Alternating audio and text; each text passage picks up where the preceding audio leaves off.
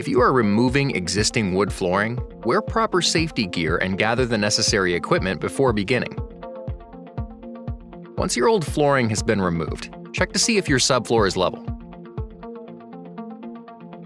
You will then need to patch and repair the subfloor, removing any imperfections or bumps and filling in any cracks or holes in the foundation. This includes scraping adhesive residue and old cement or mortar compounds. Hammer down nails, embed all screws, and remove all carpet tacks. Make sure to patch any holes left behind. You will also need to replace or repair any damaged or rotted wood. When preparing cement subfloor, make sure it's structurally sound, stable, solid, and dry. Your cement surface must be clean and free from debris, including cement sealers. If water beads up on the cement, there is a sealer on it, which will need to be professionally removed to ensure a good bond.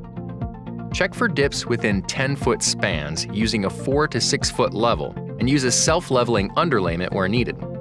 For a variety of floor installation and maintenance materials, visit your local Floor & Decor and at flooranddecor.com.